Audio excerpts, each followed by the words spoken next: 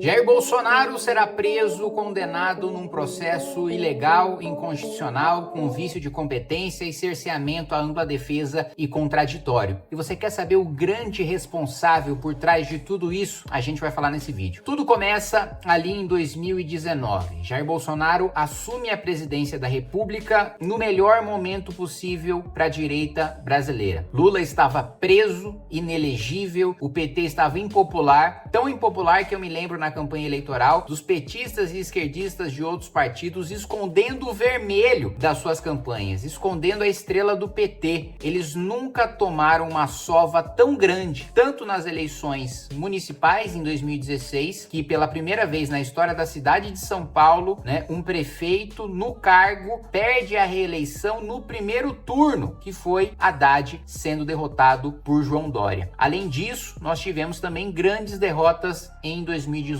com o PT elegendo pouquíssimos senadores e governadores em relação ao seu próprio histórico. Pois muito bem, nós tínhamos ali três grandes promessas de Jair Bolsonaro. Primeiro, o pilar de liberalismo econômico representado pelo ministro Paulo Guedes. A promessa de um choque de liberalismo, de corte de gastos, de privatizações. Depois nós tínhamos o combate à corrupção, que era ali simbolizado pela nomeação do juiz Sérgio Moro para o Ministério da Justiça e Segurança Pública. Nós também tínhamos um eixo de costumes, que era simbolizado ali principalmente pela ministra Damares Alves. E a gente vai falar sobre esses três eixos, mas especialmente com o foco na questão da Lava Jato, da justiça, da promessa de combate à corrupção. Um dos primeiros atos de Jair Bolsonaro foi nomear Augusto Aras para a Procuradoria-Geral da República. Augusto Aras, um petista, amigo íntimo de José Dirceu, dava festas em sua casa para Dirceu e seus amigos, e nós ficamos sem entender. Eu me lembro de eu e outros parlamentares de direita questionarmos no Congresso Nacional por que Augusto Aras? Por que um petista e não uma pessoa, por exemplo, da força-tarefa da Operação Lava Jato ou algum grande promotor, procurador conhecido pelo combate à corrupção? Alguém envolvido em prisões de petistas por crimes de colarinho branco? Ninguém entendeu, né? Augusto Aras, no seu primeiro ato, acabou com a Operação Lava Jato, proibiu o modelo de força-tarefa da Lava Jato para todas as outras operações de combate a crime organizado, de combate à corrupção no Brasil inteiro, e foi a favor do chamado inquérito do fim do mundo, o inquérito das fake news. Para quem não se lembra, o ministro Dias Toffoli desrespeitou o regimento do próprio Senado, que diz que você só pode abrir investigação de ofício,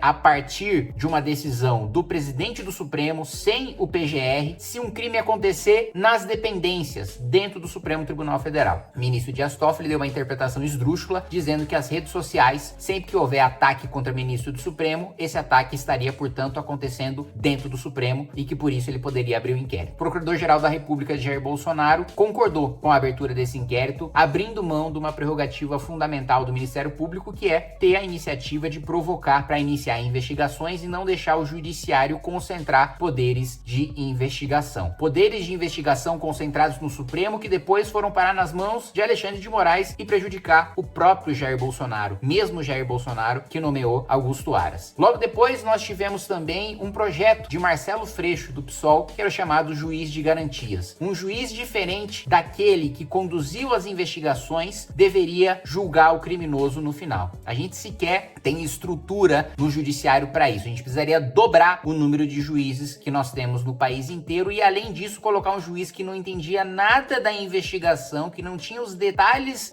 daquela organização criminosa para fazer o julgamento. Nós tivemos isso sancionado pelo presidente Jair Bolsonaro e votado na Câmara dos Deputados e no Senado pela base do governo, pelos deputados bolsonaristas. Nós tivemos também, e aí um dos erros mais graves, eu vou colocar aqui em sequência os dois erros mais graves de Jair Bolsonaro no seu governo. O primeiro, Flávio Bolsonaro articulando contra a CPI Lava Toga. Eu apoiei a CPI Lava Toga, apesar de não ser senador, discursei a favor várias vezes, virei assinatura de senadores para essa CPMI. Nós conseguimos a maior parte das assinaturas e Flávio Bolsonaro não apenas não assinou, como obrigou senadores, ameaçando que eles perdessem cargos e emendas no governo Bolsonaro caso eles assinassem, obrigou esses senadores a tirarem suas assinaturas e nós perdemos a oportunidade de fazer uma investigação que poderia revelar os maiores abusos do Supremo Tribunal Federal e eventuais escândalos de corrupção, numa investigação que não é feita desde os tempos de Antônio Carlos Magalhães, senador, com a CPI do Judiciário. Foi enterrado por um ato de Flávio Bolsonaro para se blindar,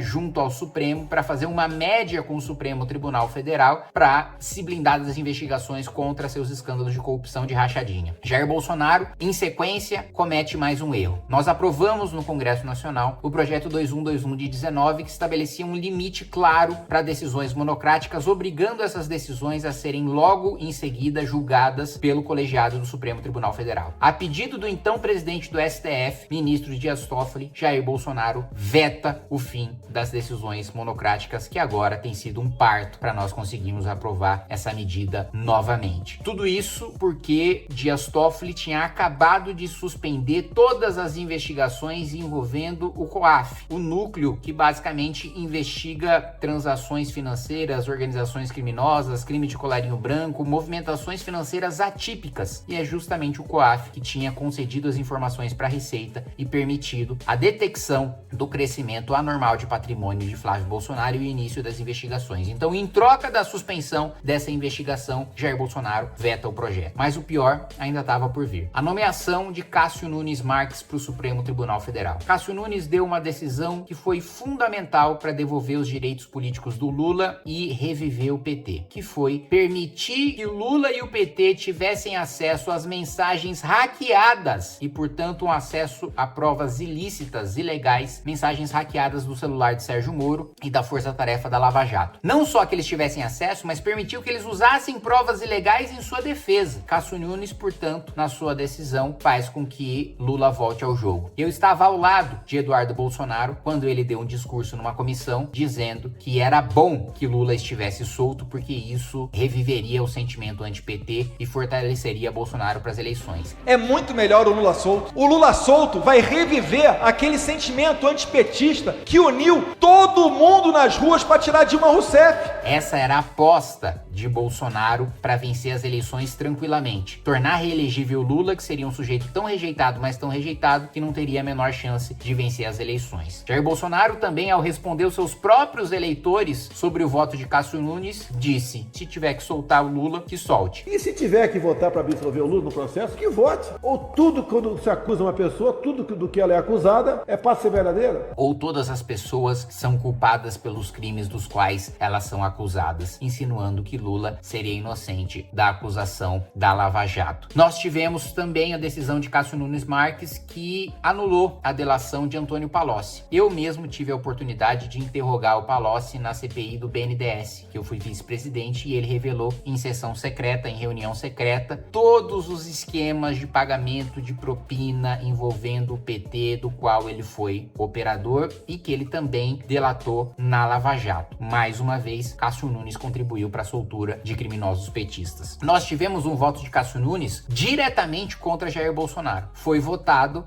um recurso da defesa de Bolsonaro, argumentando a suspeição óbvia e evidente do ministro Alexandre de Moraes, que não poderia julgar Bolsonaro, porque já havia expressado publicamente a sua inimizade com Bolsonaro e porque ele próprio se considerava uma vítima do processo. E a vítima, obviamente, não pode julgar o seu processo. Cássio Nunes votou contra a suspeição de Alexandre de Moraes, permitindo que ele julgasse Jair Bolsonaro. Ainda para falar para vocês sobre a questão econômica de Paulo Guedes, nós tivemos, para piorar, a retirada por parte do governo da reforma da Previdência do sistema de capitalização, que poderia salvar a nossa Previdência hoje. Vocês sabem que você, que é da minha geração, você não vai se aposentar, né? Porque o sistema de repartição é um esquema de pirâmide e nós estamos na base da pirâmide e nunca vamos chegar no topo. Então esqueça a aposentadoria. Segundo, disse que um grande pacote com mais de 60 privatizações seria enviados na semana que vem. Eu esperei durante 3 anos para essa semana chegar e ela nunca chegou. Também dizia que logo depois da reforma previdenciária haveria uma reforma tributária para cortar gastos. Essa reforma só chegou 2 anos depois. Depois também falou sobre uma reforma administrativa que chegaria na semana que vem. Ela só chegou 2 anos depois e o governo não fez nenhuma força para aprová-la. Para piorar, no último ano de governo, ele aprova a chamada PEC Kamikaze, criando um rombo de bilhões de reais no orçamento público no ano eleitoral, fazendo exatamente o que Dilma e Lula fizeram nos seus últimos anos de mandato, mudando as leis para poder ampliar o rombo fiscal e, portanto, quanto gastar nas eleições. Mesmo assim, e aqui eu vou fazer minhas as palavras de um ministro muito próximo de Jair Bolsonaro, muito poderoso, muito influente e que já me disse o seguinte: Kim, Jair Bolsonaro fez muita força para perder as eleições e quase que ele não consegue. Foi o primeiro sujeito na história do país a perder uma reeleição, mesmo comparado com Dilma Rousseff, que fez um dos piores mandatos da história do Brasil, afundou o Brasil na pior crise econômica, pior do que uma pandemia, e ainda assim ela foi reeleita. Então, meus amigos, o grande culpado pela condenação e pela prisão até a sua morte de Jair Messias Bolsonaro chama-se Jair Messias Bolsonaro, por causa da sua covardia, foi refém da própria frouxidão, foi refém dos escândalos familiares e afundou todo o país em razão da sua fraqueza, da sua covardia e do rabo preso da sua família.